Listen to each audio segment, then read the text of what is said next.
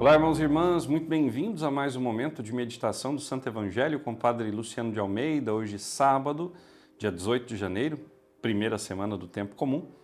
Hoje também um dia dedicado à memória da Virgem Maria. E eu quero te convidar a iniciar comigo esse momento, invocando a presença de Deus entre nós. Em nome do Pai, do Filho e do Espírito Santo. Amém. Vamos tomar em mãos a palavra. Ela está em Marcos, capítulo 2, versículos de 13 a 17. Naquele tempo, Jesus saiu de novo para a beira do mar.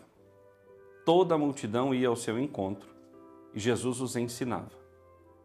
Enquanto passava, Jesus viu Levi, o filho de Alfeu, sentado na coletoria de impostos e disse-lhe: "Segue-me."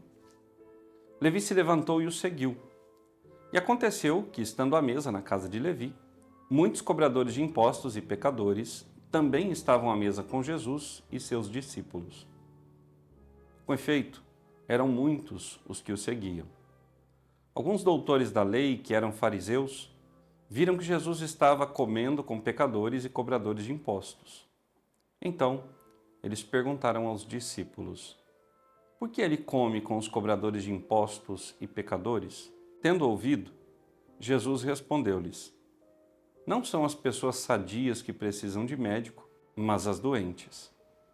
Eu não vim para chamar justos, mas sim pecadores." Palavra da salvação. Glória a vós, Senhor.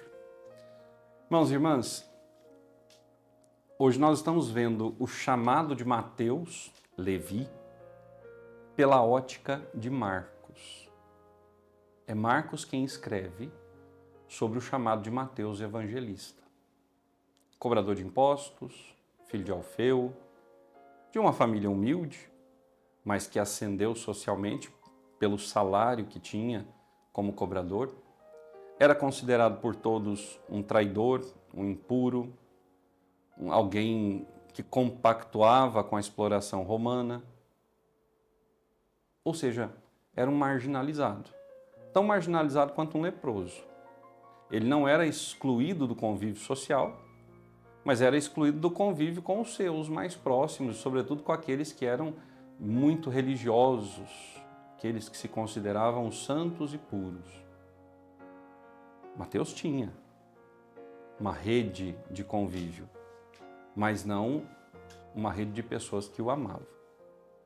Então ele sofria por isso, porque ele sabia que estava traindo o seu povo, mas ao mesmo tempo ele tinha a necessidade de preparar ali a sua vida. Ora, e tudo foi permissão de Deus. Porque Mateus, a partir do momento em que ele é olhado por Jesus, e aqui nós precisamos entender esse olhar de Jesus sobre Mateus, o ver de Jesus para com Mateus, porque esse ver de Jesus foi muito mais além do simplesmente observar Mateus ali na coletoria de impostos. Jesus o viu por dentro. Jesus sabia que por detrás de todo o estigma social que Mateus carregava, por trás do seu desejo de uma vida melhor, financeiramente falando, existia um coração puro, um coração bom, um coração generoso. E Jesus enxergou as potencialidades de Mateus. E Jesus o chamou. Segue-me. Irmãos caríssimos, quando Deus tem a possibilidade de nos olhar nos olhos, de enxergar o nosso interior, e quando nós contemplamos o olhar de Deus, não há outra forma de dizer Senhor, eu quero, do que deixando tudo e indo com Ele. Foi o que Mateus fez. Mateus simplesmente, ou Levi, como você queira chamá-lo, eu prefiro chamá-lo de Mateus, que é o seu novo nome, por causa do seu encontro com Deus, a sua nova vida. Mateus deixou tudo, e foi com Jesus.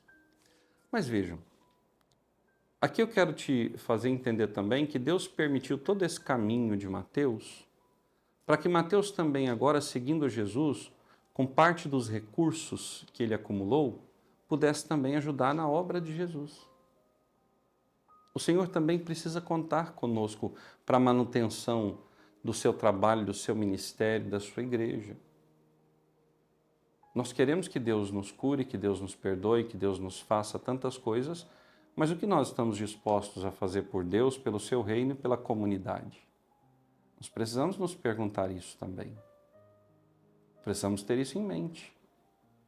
Ora, os discípulos deram tudo o que tinham para que a obra acontecesse. O mais importante, o seu sim, sua entrega, a renúncia aos bens, a renúncia até mesmo à família, a renúncia a cargos. E eles foram com o Senhor. Mateus tornou-se um dos maiores transmissores da palavra de Jesus. Um homem detalhista no seu evangelho. Nós precisamos ser também esses discípulos missionários, estes anunciadores da palavra de Deus. Precisamos ir além, precisamos levar a palavra a todos os nossos irmãos e irmãs, para que, se encontrando com Cristo, eles também deixem a coletoria de impostos, ou seja, deixem o pecado,